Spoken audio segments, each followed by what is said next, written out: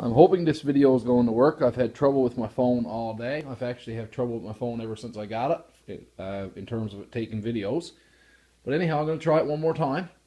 I was in the woods today, as you can see there. We had snow on until about lunch here today, so I had the day off work. And I shoveled out the driveway, and then I took my wife's SUV and put this old cooler that's about 15 or 20 years old in the back of the SUV because she doesn't like me taking animals in our new SUV, so rightfully so. So I took this old cooler and put it in the back, and it's a good thing I did because I got a couple of catches today. I had 4 rabbit snares out, and I got 1 rabbit, and everything was fine on this rabbit until you realize he's missing something very important. His head. It's gone. The snare is still attached there around his neck, drawn tight. But his head is gone. Completely ripped off. And here on the back of him, you can see that the back of his leg and is all ripped open too. And because we had real fresh snow today, and I had to dig them out of the snow, there was no sign of track around either. I'm thinking it might have been a hawk or an eagle or an owl or something like that did it. I'm not really sure. It's not too far from where I got my mink boxes. But I can't really see a mink just ripping the head off and leaving the rest of it there.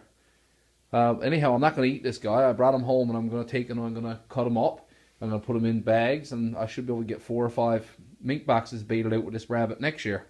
They're really good bait for mink. They're a natural food source, so the mink really like them. And just seeing the fur provides a visual attractant to them as well, right? So anyhow, that's my first catch. And then I went and checked out my 2 mink boxes. One was on the old beaver lodge, and I knew that was going to pay off. I had showed it in previous videos.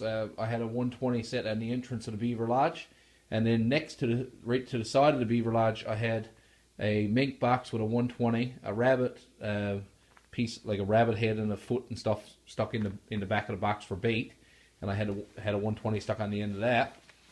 And when I went in today, I looked in the entrance. The trap wasn't set off on the entrance of the beaver lodge. But when I checked my mink box that had been buried up in snow on the side of the lodge, sure enough, here was a big male mink. And he's a brute too. I got this is my 4th mink of the year, and they're all big. So they're all male. So I'll just show you him now. This one is the first one that I got, not even frozen. Look, it was pretty mild here today too. This is the first one I got that wasn't a suitcase catch. I got him right across the belly, right there, and you can see there's still fresh blood and stuff on him. But anyhow, that's where I got him, just on in front of the back legs there. I got him coming out of the box. He was head on, head coming out of the box. So I guess he went in, and I'm not really sure what he did. I guess he went in and turned around in the box, because it is a long box. It's one of what I call a cat-proof box, and I guess I got him going out. And then I got the weasel. Near where I have my 2 mink traps set out, I had a rat trap with a chicken heart in a tree. Never fails. I saw